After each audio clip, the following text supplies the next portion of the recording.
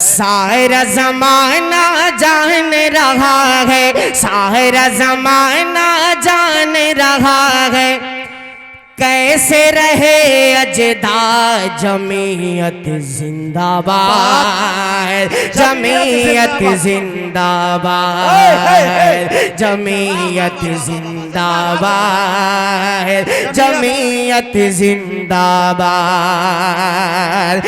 شعر دیکھیں میرے دوستو کہ وقت بکھرے ہوئے موتی نہ پیرونے دے گا، ہائے ہائے، وقت بکھرے ہوئے موتی نہ پیرونے دے گا، یعنی ہم سب کو کبھی ایک نہ ہونے دے گا۔ وقت بکھرے ہوئے موتی نہ پیرونے دے گا، یعنی ہم سب کو کبھی ایک نہ ہونے دے گا۔ وار دشمن جو کرے گا تو کرے گا کھل کر، دوست مارے گا تو احساس نہ ہونے دے گا۔ وار دشمن جو کرے گا تو کرے گا کھل کر، وار دشمن جو کرے گا تو کرے گا کھل کر، دوست مارے گا تو احساس نہ ہونے دے گا۔ آج موقع ہے نہا لو یہ ندی کا پانی، سر سے اونچا جو ہوا تو ہاتھ نہ دھونے دے گا۔ آج موقع ہے نہا لو یہ ندی کا پانی، سر سے اونچا جو ہوا۔ ایک شعر اور داغ دوں، یہ یاد آیا، اس کے بعد مقرری صاحب ہمارے تیار ہیں۔ شعر دیکھیں میرے دوستو، تمہارے لہجے میں اردو کا انتخاب نہیں، تمہارے لہجے میں اردو کا انتخاب نہیں، یہی سبب ہے کہ لہجے میں جی جناب نہیں۔ تمہارے لہجے میں ایک شعر دیکھے گا میرے دوستو، یہ المیہ، یہ شعر ایک دم سچا اچھا ہو، پورا مجمع مل کے بتا دیجئے گا مجاہد حسنین حبیبی تم سچ کہہ رہے ہو۔ دیکھئے گا میرے دوستو، ایک طنز دیکھئے گا میرے دوستو، تمہارے لہجے میں اردو کا انتخاب نہیں، یہی سبب ہے کہ لہجے میں جی جناب نہیں، ذرا سی بات پہ تم کیوں اٹھا کر لے آئے، ذرا سی بات پہ تم کیوں اٹھا کر لے آئے، ہر ایک کلام پاک ہے اسکول کی کتاب نہیں، ذرا سی بات پہ تم کیوں اٹھا کر لے آئے، کلام پاک ہے اسکول کی کتاب نہیں۔ اور ایک شعر دیکھے گا اشارے کنائے میں کہ وہ ہمیں مٹانے کی ضد میں وہ یہ بھی بھول گیا، ہمیں مٹانے کی ضد میں وہ یہ بھی بھول گیا، اما چراغ بجھتے ہیں پھوکوں سے آفتاب نہیں، اما چراغ بجھتے ہیں پھوکوں سے آفتاب نہیں۔ بہت بہت شکریہ، عنایت کرم نوازش، اور پتہ نہیں کیا کیا کہ آپ نے میری آبرو بچا لی۔ آئیے آپ کے درمیان ایک ایسے خطیب کو حوالے کرنے جا رہا ہوں کہ میرے دوستو وہ ثنا خوانی بھی کرنا جانتے ہیں، نعت خوانی بھی کرنا جانتے ہیں، اگر کشی نگر کے لوگ مر جائے تو قرآن خوانی بھی کرنا جانتے ہیں۔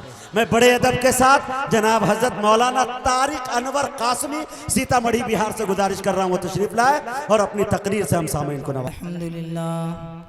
الحمدللہ نحمده ونستعینه ونستغفره ونؤمن به ونتوکل علیہ ونعوذ باللہ من شرور انفسنا ومن سیئات اعمالنا، من يهدي الله فلا مضل له ومن يضلل فلا هادي له، ونشهد ان لا اله الا الله وحده لا شريك له، لا شريك له ولا نظير له ولا معين له ولا وزير له ولا وزير له ولا مشير له، وصل على سيد الرسل وخاتم الأنبياء، أما بعد فأعوذ بالله من الشيطان الرجيم، بسم الله الرحمن الرحيم، يا أيها الذين آمنوا لا يسخر قوم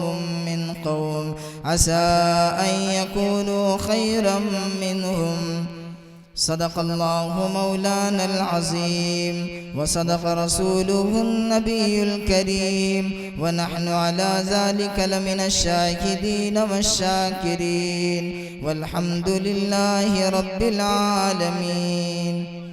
میرے واجب الاحترام قابل عزت احترام اسٹیج پر تشریف فرما حضرت مولانا سعید الرحمن صاحب القاسمی صدر جمعیت علماء کشی نگر، اور بہت ہی معروف و مشہور شخصیت نقیب ہندوستان جناب حضرت حافظ مولانا مجاہد حسنین حبیبی صاحب دامت برکاتہم، شاعر اسلام شہنشاہ ترنم جناب اشفاق بہرائچی صاحب اور دیگر تمام شخصیات جنہوں نے آج کے اس پروگرام میں مجھے آپ کے حوالے کیا، جناب حافظ واصف باللہ صاحب، میں ان کا اور تمام کارکنان کا تہہ دل سے شکر گزار ہوں اور دعا کرتا ہوں اللہ رب العزت انہیں عمر نوح عطا فرمائیں۔ حضرات گرامی، کافی دیر سے آپ علماء کرام کے بیانات کو، شعراء اعظام کے اشعار کو سماعت کر رہے ہیں۔ مجھ سے قبل دو خطیب نے آپ کے سامنے جناب نبی کریم صلی اللہ علیہ وسلم کے اوصاف و کمالات، پیغمبر اسلام جناب مدنی کریم علیہ السلام کی خصوصیات، ہمارے نبی علیہ السلام کے عادات اخلاق کا تذکرہ انہوں نے اپنی تقریروں میں کیا، اور دو خطیبوں نے آپ کے سامنے یہ باتیں رکھی۔ اللہ کے نبی علیہ السلام اس کائنات میں تشریف لائے تو ساری کائنات کے لیے رحمت بن کر آئے، اور انہوں نے کتنی مہربانیاں کی، انسانوں کے اوپر بھی مہربانیاں اور جناتوں کے اوپر بھی مہربان، یہاں تک کہ جانوروں پر بھی اللہ کے نبی علیہ السلام کی رحمت نچھاور۔ میرے بزرگوں، آج کا یہ پروگرام جلسہ اصلاح معاشرہ کانفرنس، میں پوری کوشش کروں گا کہ آپ حضرات کے سامنے اس موضوع سے متعلق کچھ باتیں گوش گزار کروں۔ البتہ مجھ سے پہلے دو خطیب نے جو آپ کے سامنے حضور اکرم صلی اللہ علیہ وسلم کے اخلاق و عادات کا تذکرہ کیا، خود اللہ تعالیٰ بھی اپنے نبی جناب محمد الرسول اللہ صلی اللہ علیہ وسلم کی سیرت کو بیان کرتا، اللہ تعالیٰ اپنے نبی کی مدح سرائی کرتا ہے، اور ساری کائنات جناب محمد الرسول اللہ صلی اللہ علیہ وسلم کے اخلاق و عادات سے متاثر ہو کر ان کا گن گانے لگ جاتے ہیں، یہاں تک کہ ہندو دوسرے مذاہب کے ماننے والے بھی حضور اکرم صلی اللہ علیہ وسلم کی تعریفیں بیان کرتے۔ ایک ہندو شاعر ہے، وہ کہتا ہے کہ میں ہندو تو ہوں لیکن محمد کی رسالت کا، محمد کی عظمت کا، ان کے رتبے کا، ان کے مقام کا انکار نہیں کرتا۔ چنانچہ وہ کہتے ہیں کہ ہندو تو میں ضرور ہوں، کافر نہیں ہوں میں، کہ ہندو تو میں ضرور ہوں، کافر نہیں ہوں میں، حاصل مجھے بدولت عشق رسول ہے، حاصل مجھے بدولت عشق رسول ہے۔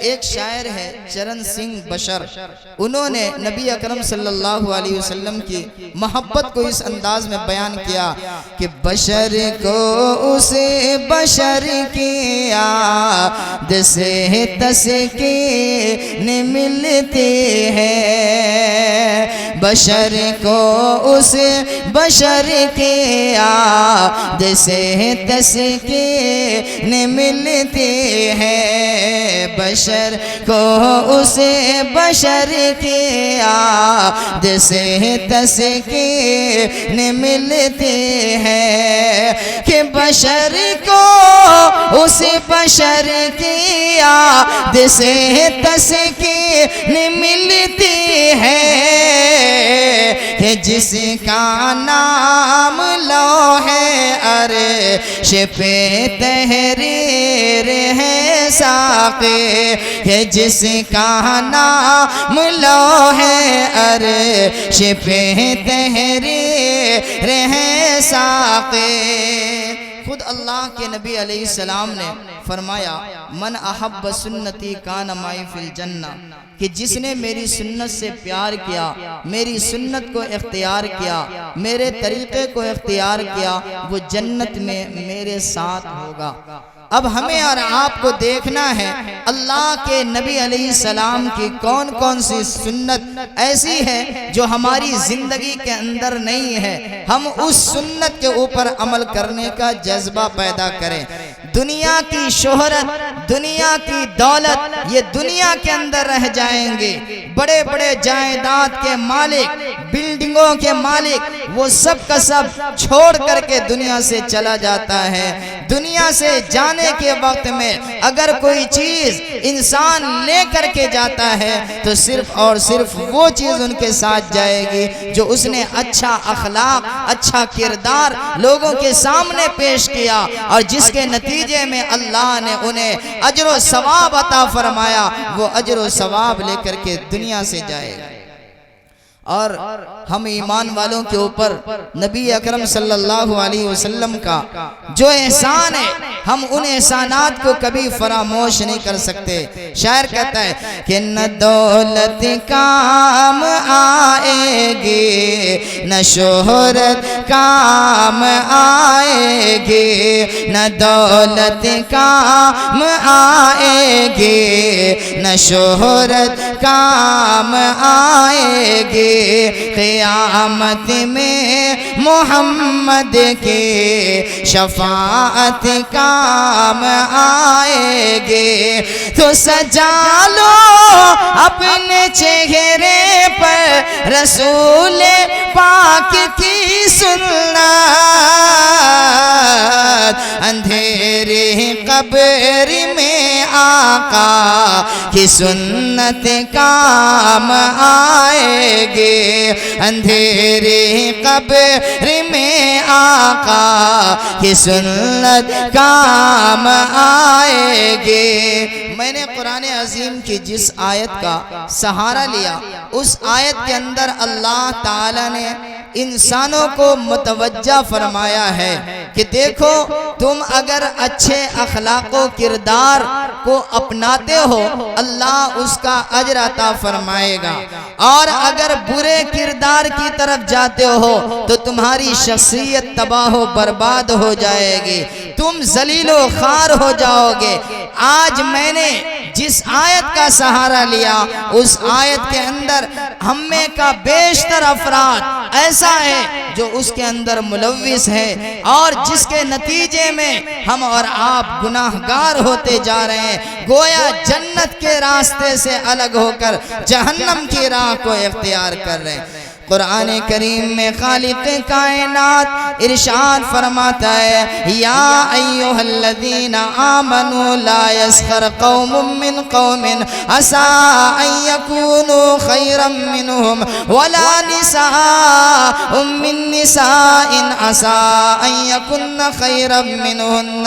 اے ایمان والو، تم میں سے کوئی آدمی کسی آدمی کا مذاق نہ اڑائے، کوئی قوم کسی قوم کا مذاق نہ اڑائے، کوئی مرد کسی مرد کا مذاق نہ اڑائے۔ عورتوں سے بھی الگ متوجہ فرمایا، والا عورتوں کے بارے میں فرمایا کہ کوئی عورت کسی عورت کا مذاق نہ اڑائے، کسی کا تمسخر نہ کرے، ورنہ ہو سکتا ہے کہ ہم جس کو تحقیر اور حقیر نظروں سے دیکھ رہے ہیں، ہم جسے گری ہوئی نظروں سے دیکھ رہے ہیں، ہو سکتا ہے اللہ کی نظر میں وہ ہم سے زیادہ اچھے ہو۔ لہٰذا ہمیں اور آپ کو یہ چاہیے کہ کسی کی غربت کو دیکھ کر کے، کسی کو بہت ہی کمتر سمجھ کر کے ان کو ذلیل و رسوا کرنے کی کوشش نہ کریں۔ میرے بزرگوں، ہم اور آپ اپنی زندگی کا محاسبہ کر لیں۔ آج ہماری زندگی کے اندر کچھ ایسے بھی افراد نظر آتے ہیں، اگر کوئی بوڑھا آدمی ہے، کوئی بوڑھا آدمی اگر مسجد کی طرف جا رہا ہوتا ہے لاٹھی ٹیکتا ہوا، تو بچے ان کی لاٹھی کو چھپا دیتے ہیں، جس کی وجہ سے وہ بوڑھے گالی دینے کے اوپر آمادہ ہوتے ہیں اور مسجد جیسی پاک پوتر جگہ مقدس جگہ میں وہ گالیوں کے الفاظ ادا کر لیتے ہیں۔ بتاؤ آخر ان کو گالیوں کے اوپر کس نے ابھارا؟ یہ ہمارے اور آپ کی نادانی نے، ان بچوں کی نادانی نے جو اپنے بوڑھوں کا خیال نہیں کرتے۔ اسلام کی تعلیم کیا ہے؟ شریعت کا پیغام کیا ہے؟ شریعت ہمیں کیا کہتی ہے؟ محمد عربی کا اخلاق و کردار کیا ہے؟ ہم جس نبی کا کلمہ پڑھنے والے ہیں، جس نبی کی بات ماننے والے ہیں، اس نبی کا انداز کیا ہے؟ اس نبی کے خلیفہ اول سیدنا صدیق اکبر کا کیا کردار ہے؟ فاروق اعظم کا کیا کردار ہے؟ عثمان غنی کا کیا انداز ہے؟ علی المرتضی کا کیا اخلاق ہے؟ مسلمانوں، ہمیں اور آپ کو اپنی زندگی کے اندر اتارنا ہوگا۔ کیوں؟ ہمیں اخلاق سیکھنا ہے، ہمیں کردار سیکھنا ہے محمد عربی صلی اللہ علیہ وسلم سے۔ سیدنا صدیق اکبر رضی اللہ تعالیٰ عنہ کا زمانہ ہے۔ حضرت فاروق اعظم تشریف لاتے ہیں، ایک رجسٹر اٹھاتے ہیں۔ ذرا غور کریں، نوجوانوں سے میں مخاطب ہوں بطور خاص۔ حضرت عمر فاروق آتے ہیں اور اس رجسٹر کو اٹھا کر کے دیکھتے ہیں۔ سیدنا صدیق اکبر رضی اللہ عنہ اپنی دور خلافت میں کس طریقے سے غریبوں محتاجوں کی ضرورت کو پورا کرتے ہیں۔ حضرت ابو بکر صدیق رضی اللہ تعالی عنہ کس طریقے سے قائدانہ انداز اختیار کرتے ہیں، رہبری اختیار کرتے ہیں۔ حضرت سیدنا صدیق اکبر رضی اللہ تعالی عنہ غریبوں محتاجوں جو بے کس ہے، مجبور ہے، لاچار ہے، سیدنا صدیق اکبر نے ان کا نام ایک جگہ پر لکھا اور ان بوڑھوں کی خدمت کے لیے، ان لاچاروں کی خدمت کے لیے، ان بے کس اور مجبوروں کی خدمت کے لیے دوسرے افراد کا نام وہاں پر متعین فرمایا۔ سیدنا فاروق اعظم رضی اللہ تعالیٰ عنہ جب دیکھتے ہیں کہ سارے لوگوں کے سامنے یعنی کمزور، مجبور، لاچار، ان کے ناموں کے ساتھ میں جو خدمتگار ہیں ان نوجوانوں کا بھی نام فٹ کیے ہیں، ان صحابہ کرام کا نام متعین فرمایا، لیکن ایک بوڑھی عورت جو آنکھوں سے نابینا ہے، ان کا کوئی بھی رشتہ دار موجود نہیں۔ وہ دیکھتے ہیں کہ اس بوڑھی عورت کا نام اس جگہ پر لکھا ہوا ہے۔ میری بات توجہ سے سماعت کریں، اس بوڑھی عورت کا نام لکھا ہوا ہے لیکن خدمت کرنے والے کون ہیں ان کا نام نہیں لکھا ہوا۔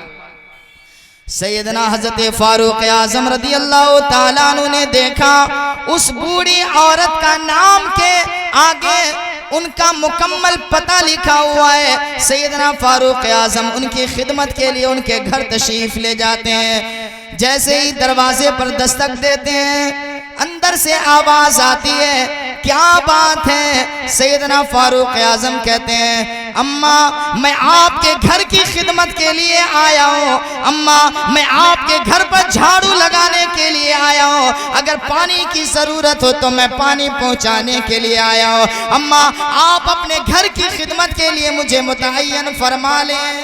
اندر سے آواز آتی ہے کہ کوئی رات کے اندھیرے میں آنے والا آیا اور میرے گھر کو جھاڑو بھی لگا دیا ہے اور میرے گھر میں پانی بھی لا کر کے رکھ دیا ہے، مجھے اب خادم کی کوئی ضرورت نہیں، لہٰذا تم چلے جاؤ۔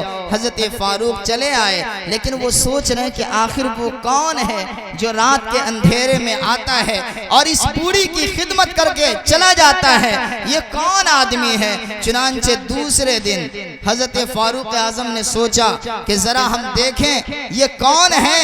حضرت عمر رضی اللہ تعالی عنہ دوسرے دن تہجد کی نماز ادا کرتے ہیں، تہجد کے وقت میں فوراً آ جاتے ہیں اس بوڑھی عورت کے گھر کے پاس، پھر دستک دیتے ہیں، آواز آتی ہے، کیا بات ہے؟ جواب ملتا ہے کہ میں آپ کے گھر کی خدمت کے لیے آیا ہوں۔ وہ بوڑھی عورت جواب دیتی ہے، پھر رات میں کوئی آنے والا آیا اور میرے گھر کی خدمت کر کے چلا گیا، مجھے اب خادم کی کوئی ضرورت نہیں۔ توجہ سے سنیں اس واقعے کو اور اس واقعے سے ایک پیغام لے کر کے جائیں۔ حضرت فاروق اعظم وہاں سے واپس آتے ہیں۔ تیسرے دن حضرت عمر رضی اللہ تعالی عنہ نے عشاء کی نماز ادا کی۔ نماز ادا کرنے کے بعد اس بوڑھی عورت کے گھر کے پاس میں ایک جنگل تھا، اس جگہ پر آ کر کے چھپ جاتے ہیں کہ ذرا میں دیکھوں رات کے اندھیرے میں آخر آنے والا کون ہے، کون آتا ہے۔ جنہوں نے اپنا نام نہیں لکھا کہ اس بوڑھی عورت کی خدمت فلاں شخص کر رہا ہے، جنہوں نے اپنا نام نہیں لکھا ہے، آخر وہ کون ہے۔ حضرت عمر چھپ جاتے ہیں۔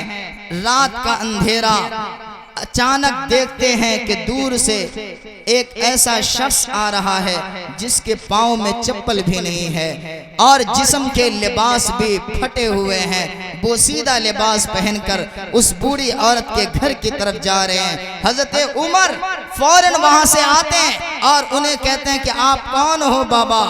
تو حضرت ابو بکر صدیق نے کہا عمر تم کس لیے آئے ہو؟ تو حضرت عمر نے کہا میں تو آیا تھا خدمت کے لیے، لیکن آج مجھے پتا چلا کہ آپ ہی آ کر کے خدمت کرتے ہیں۔ پھر دیکھیے جواب کیا ملتا ہے، سوال کیا ہوتا ہے۔ حضرت فاروق اعظم رضی اللہ تعالیٰ عنہ کہتے ہیں اے خلیفۃ المسلمین، آخر میرے چند سوالات ہیں جن سوالات کے جواب ضرور مرحمت فرمائے۔ حضرت عمر کہتے ہیں اے ابو بکر صدیق رضی اللہ تعالیٰ عنہ، اے خلیفۃ المسلمین، اے امیر المومنین، ذرا مجھے بتائیں تو صحیح آپ نے یہ بوسیدہ کپڑا کیوں پہنا ہے؟ حضرت ابو بکر کہتے ہیں تاکہ کوئی یہ نہ سمجھ جائے کہ میں امیر المومنین ہوں اور میں عمدہ لباس پہن کر کے آؤں تو پھر اس خدمت کو کوئی دوسرا آدمی نہ کر جائے۔ پھر آگے دیکھیے حضرت عمر پوچھتے ہیں کہ اے خلیفۃ المسلمین، میرا دوسرا سوال یہ ہے کہ آپ اپنے پاؤں میں چپل کیوں نہیں پہنا، جوتا کیوں نہیں پہنا؟ رات کی تاریکی میں آپ پیادہ پا اس بوڑھی عورت کے گھر کی خدمت کے لیے آ رہے ہیں۔ حضرت عمر کو جواب ملتا ہے، ابو بکر صدیق کہتے ہیں اے عمر بات دراصل یہ ہے میں نے اپنے پاؤں کے جوتے کو ہٹایا کہ میرے جوتے کی آواز سے کسی صاحب ایمان، کسی سوتے ہوئے انسان کی آنکھ نہ کھل جائے، ان کے کانوں میں میرے جوتے کی آواز جائے اور ان کی نیند میں خلل نہ پڑ جائے جس سے اس کی نیند کا نقصان ہو، میں یہ نہیں چاہتا۔ بتاؤ مسلمانوں، آج ہم اور آپ کیا اس بات کا خیال رکھتے ہیں کہ ہماری ذات سے کسی کو تکلیف نہ ہو؟ سیدنا صدیق اکبر کون ہے؟ ان کا رتبہ کیا ہے؟ اللہ کے نبی محمد عربی صلی اللہ علیہ وسلم فرماتے ہیں کہ ابو بکر وہ انسان ہے کائنات میں نبیوں کے بعد اگر کسی کا رتبہ اور مقام ہے تو وہ سیدنا صدیق اکبر رضی اللہ عنہ، جو ہر موڑ پر حضور اکرم صلی اللہ علیہ وسلم کا خیال رکھا کرتے تھے۔ حضور علیہ السلام سے کیسی محبت تھی سیدنا صدیق اکبر کی، ذرا اندازہ لگائیں۔ اللہ کے نبی علیہ السلام سیدنا صدیق اکبر رضی اللہ تعالیٰ عنہ کے گھر جاتے ہیں ہجرت کے لیے۔ حضرت ابو بکر سے کہتے ہیں اے ابو بکر ہجرت کا حکم ہو گیا۔ حضرت ابو بکر تیار ہوتے ہیں اور جب غار ثور کے مقام پر پہنچتے ہیں، نبی اکرم صلی اللہ علیہ وسلم راستے میں چل رہے ہیں، سیدنا صدیق اکبر کبھی آگے بڑھ رہے ہیں، کبھی پیچھے ہٹ رہے ہیں، کبھی آگے چل رہے ہیں، کبھی پیچھے چل رہے ہیں۔ ذرا محبت کا انداز دیکھیں۔ حضرت ابو بکر صدیق سے حضور نے کہا اے ابو بکر آخر یہ کیا بات ہے، یہ کیا ماجرا ہے کہ تم کبھی آگے چل رہے ہو کبھی پیچھے چل رہے ہو؟ حضرت ابو بکر صدیق نے کہا یا رسول اللہ جب میرے ذہن کے اندر یہ بات آتی ہے کہ آگے پہاڑ ہے، ہو سکتا ہے کہ پہاڑ کی کھوہ میں کوئی دشمن آپ پر حملہ آور نہ ہو جائے، تو میں آگے بڑھ جاتا ہوں، اور جب مجھے یہ خیال ہوتا ہے کہ پیچھے سے کوئی دشمن آپ کا پیچھا نہ کرے تو میں پیچھے ہٹنے لگ جاتا ہوں۔ یا رسول اللہ، میں آپ کا یہ خیال، اللہ کے نبی علیہ السلام نے فرمایا ابو بکر تیرے احسان کا بدلہ میں نہیں دے سکتا۔ سیدنا صدیق اکبر رضی اللہ تعالیٰ عنہ کے اس واقعے سے ہمیں اور آپ کو یہ سبق ملتا ہے کہ ہمارے دل کے اندر نبی اکرم صلی اللہ علیہ وسلم کی عظمت اور ان کی محبت کس طرح سے ہونا چاہیے۔ اللہ کے نبی علیہ السلام کی عظمت کو اپنے دل کے اندر بٹھائیں، تاکہ نبی اکرم صلی اللہ علیہ وسلم نے جو قرآن کریم ہمیں اور آپ کو سکھلایا، اللہ تعالیٰ نے جو حدیث کے ذریعے سے ہمیں اور آپ کو فرمان دیا، ہمارے لیے اس پر عمل کرنا آسان ہو جائے۔ میں نے آپ کے سامنے قرآن کریم کی اس آیت کا سہارا لیا جس میں اللہ تعالیٰ نے فرمایا عَسَىٰ أَن يَكُنَّ خَيْرًا مِّنْهُنَّ، کوئی مرد کسی مرد کا مذاق نہ اڑائے، کوئی عورت کسی عورت کا مذاق نہ اڑائے۔ حضرت عمرو بن شرحبیل کہتے ہیں کہ جب یہ آیت میں سنتا ہوں تو کوئی آدمی اگر اپنا منہ بکری کے تھن میں لگائے ہو کر دودھ پینے لگ جائے، میں اس کو برا بھلا کہوں، یہ بھی مجھے گوارا نہیں کہ کہیں ایسا نہ ہو میں اس شخص کو برا بھلا کہوں، اللہ تعالیٰ پھر مجھے بھی ویسا ہی نہ بنا دے۔ حضرت عبداللہ ابن مسعود رضی اللہ تعالیٰ عنہ کہتے ہیں کہ میں ایک کتا کا بھی مذاق اڑانا نہیں چاہتا، ایک کتا کو بھی برا بھلا نہیں کہہ سکتا۔ کیوں؟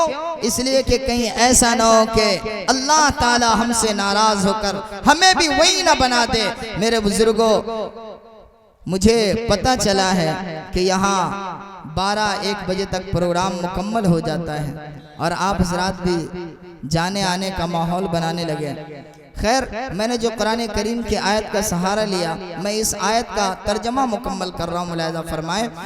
اللہ تعالیٰ نے ارشاد فرمایا وَلَا نِسَاءٌ مِّن نِّسَاءٍ عَسَىٰ أَن يَكُنَّ خَيْرًا مِّنْهُنَّ وَلَا تَلْمِزُوا أَنفُسَكُمْ وَلَا تَنَابَزُوا بِالْأَلْقَابِ، تم ایک دوسرے کو طعن و تشنیع نہ کرو، ایک دوسرے کو ملامت نہ کرو۔ ہم میں سے ہر انسان ایک دوسرے کے عیوب کو تلاش کرتا پھرتا ہے کہ کسی طریقے سے اس کا کوئی عیب ہمارے سامنے ملے تاکہ لوگوں کے سامنے ان کو شرمندہ کریں۔ کوئی مصیبت کے اندر اگر گرفتار ہوتا ہے تو ہمیں اور آپ کو خوشی ہونے لگتی ہے، جبکہ نبی اکرم صلی اللہ علیہ وسلم نے فرمایا لا تظہر الشماتۃ لأخیک فیرحمہ اللہ ویبتلیک، کہ تم اپنے بھائی کو مصیبت میں گرفتار دیکھو تو تم خوشی کا اظہار نہ کرو، ہو سکتا ہے کہ اللہ اس کو عافیت عطا فرما دے، اللہ اسے صحت عطا فرما دے اور تمہیں اس گناہ کے اندر مبتلا فرما دے، اس مصیبت کے اندر مبتلا فرما دے۔ میرے بزرگوں، قرآن کریم میں اللہ نے فرمایا وَلَا تَلْمِزُوا أَنفُسَكُمْ وَلَا تَنَابَزُوا بِالْأَلْقَابِ، کسی کو برے لقب سے نہ پکارو، کسی کو برے لقب سے نہ پکارو۔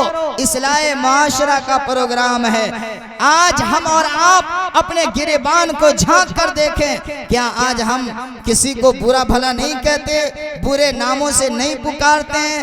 نبی اکرم صلی اللہ علیہ وسلم نے ہمیں منع فرمایا، اللہ کا قرآن ہمیں منع کرتا ہے کہ ہم کسی کو برے الفاظ سے یاد کریں۔ وَلَا تَنَابَزُوا بِالْأَلْقَابِ بِئْسَ الِاسْمُ الْفُسُوقُ بَعْدَ الْإِيمَانِ وَمَن لَّمْ يَتُبْ فَأُولَٰئِکَ هُمُ الظَّالِمُونَ، ایمان لانے کے بعد گناہ کا نام دینا فسق ہے، گناہ کا نام دیا جائے، اور حالانکہ جس کو ہم اس گناہ کی طرف منسوب کر رہے ہیں وہ آدمی اس گناہ سے توبہ کر چکا ہے۔ وَمَن لَّمْ يَتُبْ فَأُولَٰئِکَ هُمُ الظَّالِمُونَ، تو جنہوں نے ان کو اس گناہ کی طرف منسوب کیا، اللہ کا قرآن کہتا ہے کہ ایسا انسان ظالم ہے، ظالم ہے۔ میرے بزرگوں آج ہم اور آپ جائزہ لیں اپنے معاشرے کا. کوئی آدمی اگر بچپن میں چوری کرتا ہے تو پوری زندگی اس کو چور چور کہا جاتا ہے. کوئی جوانی میں اگر ڈاکہ گیری کرتا ہے تو پوری زندگی اس کو ڈاکو کہا جانے لگتا ہے. ہو سکتا ہے کہ وہ بندہ صحیح طور پر رات کی تاریکی میں اللہ کے سامنے روئے, گڑ گڑائے, معافی مانگے اور اللہ تعالیٰ اس کے گناہوں کو ختم فرما دے, پھر ہم اس کو اس گناہ کی طرف منسوب کریں تو ہم اللہ کی فہرست میں ظالم ٹھہرائے جائیں. میرے بزرگوں ہمیں اور آپ کو اس سے بچنا چاہیے. اپنے معاشرے کو پاک و صاف کریں, اپنے معاشرے کو, اپنی سوسائٹی کو جتنی گندگیاں ہیں, جتنی برائیاں ہیں, ان تمام برائیوں سے دور رکھنے کی کوشش کریں. میرے بزرگوں اللہ کے نبی علیہ السلام کی زندگی ہمارے لیے اسوہ اور نمونہ ہے. مثال کے طور پر ابھی مجھ سے پہلے مولانا وسیم صاحب شیروانی نے بہت ہی عمدہ اور قیمتی گفتگو فرمائی. انہوں نے کہا کہ ہمیں شریعت کیا حکم دیتی ہے کہ ہم اگر بیچ خرید کا معاملہ کریں تو اس وقت میں بھی ہمیں دھوکہ دہی سے کام نہیں لینا چاہیے. حضرت ابو عبید رضی اللہ تعالیٰ عنہ نبی اکرم صلی اللہ علیہ وسلم کے صحابی ہیں. ان کی کپڑے کی دکان ہے. ایک کپڑا جن کو انہیں 200 درہم میں بیچنا تھا, انہوں نے اپنے بچے کو اس دکان کے اوپر بٹھایا اور حضرت ابو عبید قضائے حاجت کے لیے تشریف لے گئے. وہاں سے جب واپس آتے ہیں تو دیکھتے ہیں کہ ایک آدمی ایک کپڑے کا تھان لے کر نیچے کی طرف آ رہا ہے. حضرت ابو عبید نے ان سے پوچھا کہ یہ کپڑے کا تھان تو نے کتنے میں لیا؟ وہ کہتا ہے کہ میں 4 درہم میں لیا ہوں. تو حضرت ابو عبید نے کہا کہ بہت ہی دھوکے سے کام لیا گیا ہے, لہذا تم چلو اور اس کو واپس کرو, 2 درہم تمہارے واپس ہوں گے. وہ کہنے لگا کہ نہیں, سے ہم اپنے گاؤں میں جائیں گے تو 5 درہم میں اس کو بیچیں گے. حضرت ابو عبید نے کہا تمہارا 1 درہم کا فائدہ ہوگا جبکہ تمہارا 3 درہم کا فائدہ ہونا چاہیے, لہذا تم چلو میری دکان پر. کہا وہ دکان آپ کی ہے؟ کہا ہاں میری دکان ہے. ذرا غور کیجئے محمد الرسول اللہ کے شیدائی کیسے ہوتے ہیں, محمد کے ماننے والے کیسے ہوتے ہیں, نبی اکرم پر جان نچھاور کرنے والے کیسے ہوتے ہیں. حضرت ابو عبید اپنے بیٹے کے پاس لے کر جاتے ہیں اور بیٹا اس گلہ پہ بیٹھا ہوا ہے. بیٹے سے کہتے ہیں کہ بیٹا ذرا بتا تو نے اس کپڑے کو کتنے درہم میں بیچا ہے؟ تو بیٹا کہنے لگا کہ میں نے اسے 4 درہم میں بیچا. تو حضرت ابو عبید کہتے ہیں کیا تمہیں معلوم نہیں کہ یہ 2 درہم کا ہے؟ وہ کہنے لگا, بیٹا کہتا ہے ابو مجھے معلوم تو ہے, لیکن میں جیسے ہی بولا فوراً یہ پیسے نکال کر کے دے دیا. حالانکہ کچھ کم کراتا تو میں کم کرتا. جیسا کہ آج ہمارے اور آپ کا ذہن ہے کہ اگر سامنے والا بہت ہی بھولا بھالا انسان ہوتا ہے تو ہم اسے زیادہ قیمت لے لیا کرتے ہیں. بعد میں جب وہی بندہ جس کو ہم اور آپ بھولا بھالا سمجھ کر ان کے ساتھ دھوکہ دہی کا معاملہ کرتے ہیں, جب وہ بندہ اپنے گھر جاتا ہے تو گھر والے ان پر لان تان کرتے ہیں کہ تمہیں تو ٹھگ لیا گیا. پھر وہ آدمی آ کر کے اس دکاندار کے پاس کہتا ہے کہ یار تو نے تو میرا گلا کاٹ لیا. بولیے ایسا ہوتا ہے کہ نہیں ہوتا؟ پھر وہ آدمی آ کر کہتا ہے کہ آپ نے تو میرا گلا کاٹ لیا. اسلام کیا کہتا ہے, شریعت کیا کہتی ہے؟ حضرت ابو عبید نے کہا کہ بیٹا میں تمہیں شاباشی نہیں دوں گا کہ تم نے ان سے 200 درہم زیادہ لیا, میں تمہیں شاباشی نہیں دوں گا. تمہیں نبی اکرم علیہ السلام کا وہ فرمان یاد ہونا چاہیے جبکہ اللہ کے نبی نے فرمایا کہ مسلمان کی یہ صفت نہیں کہ وہ کسی کو دھوکہ دے, مسلمان کی یہ صفت نہیں کہ وہ کسی کو دھوکہ دے. میرے بھائیوں دھوکہ دینا یہ ایمان والوں کی صفت نہیں ہونا چاہیے. آج ہم اپنے معاشرے کو دیکھیں, آج ہمارا معاشرہ حرام مال کی طرف قدم بڑھاتا ہے لیکن کوئی اس کو روکنے کی کوشش نہیں کرتا. نبی پاک علیہ السلام نے زندگی کا کوئی ایسا گوشہ نہیں جس میں ہمارے نبی نے ہماری رہنمائی نہ کی ہو. اللہ کے نبی علیہ السلام نے زندگی کے ہر گوشے میں ہماری رہنمائی فرمائی ہے۔ شرط یہ ہے کہ ہم اور آپ نبی اکرم علیہ السلام کی تعلیمات کے مطابق عمل کریں۔ شرط یہ کہ ہم حضور کی تعلیمات کے مطابق عمل کریں۔ میں نیپال میں ویر گنج کی طرف ایک پروگرام میں گیا تو وہاں لوگ بہت زیادہ بکھرے ہوئے تھے، تو میں نے ان سے کہا کہ آپ حضرات، میں مہمان بن کر کے آیا ہوں، آپ حضرات آگے آ جائیں۔ سارے لوگ دوڑے دوڑے آگے آ گئے۔ اس میں زیادہ تر نوجوان تھے جو راستے پر ٹہل رہے تھے، وہ سب سامنے آ گئے۔ 2 بجے رات میں میرا نمبر آیا۔ اب میں نے ان سے کہا کہ بھائی اس گاؤں کا نام کیا ہے؟ تو اس میں سے ایک نوجوان کھڑا ہوتا ہے، وہ کہتا ہے مولانا گاؤں کا نام ٹیڑھا۔ میں نے کہا یار آپ لوگ تو بڑے سیدھے سادے آدمی، پھر گاؤں کا نام ٹیڑھا کیسے پڑ گیا؟ تو وہ کہتا پتہ نہیں باپ دادا نے کیا غلطی کی، گاؤں کا نام ہی ٹیڑھا پڑ گیا۔ تو میرے بزرگوں، میں کہنا یہ چاہتا ہوں، نبی اکرم صلی اللہ علیہ وسلم نے زندگی کے اندر ہمیں اور آپ کو یہ سلیقہ بتلایا۔ زندگی کا کوئی ایسا گوشہ نہیں جس میں ہمارے نبی نے ہماری رہنمائی نہیں کی۔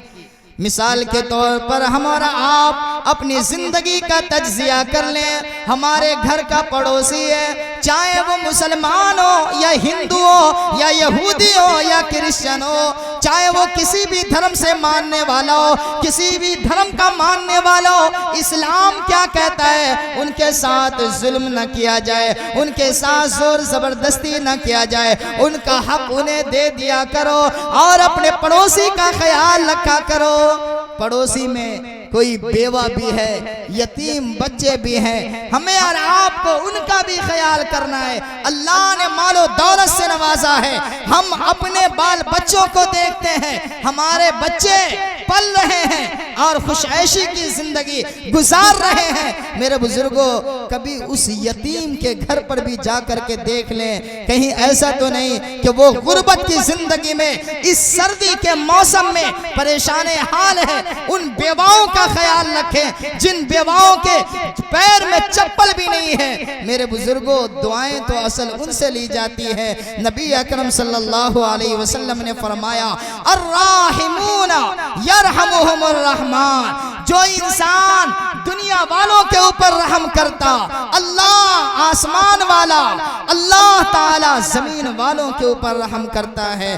رحمان رحم کرنے والوں کے اوپر رحم کرتا ہے۔ لہٰذا ہم اپنے پڑوسیوں کا خیال رکھیں۔ ہمارے پڑوسیوں میں کون ایسے ہیں جو غریب ہیں اور غربت کی وجہ سے اس سردی کی رات میں ان کے جسم کے اوپر ایک کمبل بھی سونے کے لیے میسر نہیں ہو پاتا اور ان کے پاؤں میں چپل نہیں ہو پاتا۔ ہمیں اور آپ کو چاہیے، اللہ نے دولت دیا ہے تو ہم اس دولت کا صحیح استعمال کریں۔ دارالعلوم دیوبند میں حضرت مولانا عبدالخالق صاحب مدراسی دامت برکاتہم کہا کرتے ہیں کہ طالب علموں سے کہا کرتے تھے کہ اللہ نے تمہیں انسان بنایا اور انسان کے بارے میں اللہ کا قرآن کہتا ہے وَلَقَدْ كَرَّمْنَا بَنِي آدَمَ وَحَمَلْنَاهُمْ فِي الْبَرِّ وَالْبَحْرِ، ہم نے بنی آدم کو معزز بنایا، اشرف المخلوقات بنایا۔ لہذا صرف اپنی زندگی مت جیو، اللہ نے انسان بنایا ہے تو دوسروں کا بھی خیال رکھو۔ جانوروں کسی پھر فرماتے ہیں کہ ایک جانور بھی اپنی زندگی گزار لیتا ہے، لیکن اللہ نے تمہیں انسان بنایا ہے تو ہمدردی کا جذبہ بھی پیدا کرو۔ میرے بزرگوں، میں نے آپ کے سامنے یہ بات اس لیے کہی، یہ ٹھنڈی کا موسم ہے، ہمیں اور آپ کو چاہیے کہ ایک دوسرے کا خیال رکھیں، ایک دوسرے کے اوپر رحم و کرم کا معاملہ کریں۔ ہم اپنے پیسے کو یوں ہی برباد نہ کریں، لیکن کیا کہا جائے، جب معاشرے کا جائزہ لیا جاتا ہے، انتہائی افسوس کے ساتھ یہ بات کہی جاتی ہے کہ آج جو مالدار ہے، جو صاحب ثروت ہے، وہ غریبوں کی زمین کو ہڑپنے کی کوشش کرتے ہیں، جبکہ نبی اکرم صلی اللہ علیہ وسلم نے وضاحت کے ساتھ فرما دیا من اخذ شبرا من الارض من اخذ شبرا من الارض ظلما فإنه يطوقه يوم القیامہ من 7 ارضین، کہ جو انسان کسی کی زمین کا ایک بالشت حصہ بھی اگر ظلم لے لیتا ہے تو فرمایا کہ 7 زمینوں کو اس کے گلے میں لپیٹ کر توق بنا دیا جائے گا۔ میرے بزرگوں، کیا ہم اور آپ یہ چاہتے ہیں کہ ایسی زندگی ہماری گزرے کہ اللہ کے سامنے مجرم بن کر کے جائیں؟ نہیں، اور ہرگز نہیں۔ تو آج کے اس اصلاح معاشرہ کے پروگرام سے یہ تہیہ کر کے، یہ ارادہ اور عزم کر کے اٹھیں کہ اللہ تعالی ہماری سوسائٹی کے اندر، ہمارے معاشرے کے اندر جو کمیاں ہیں، جو کوتاہیاں ہیں، جو خامیاں ہیں، ان خامیوں کو ختم کریں گے اور انشاءاللہ ایک بنے، نیک بنے، سچے انسان بن کر کے زندگی گزارنے کی کوشش کریں۔ دعا کریں اللہ تعالیٰ سے، اللہ تعالیٰ ہم تمام کو سننے سے زیادہ عمل کی توفیق مرحمت فرمائے۔ وآخر دعوانا الحمدللہ رب العالمین۔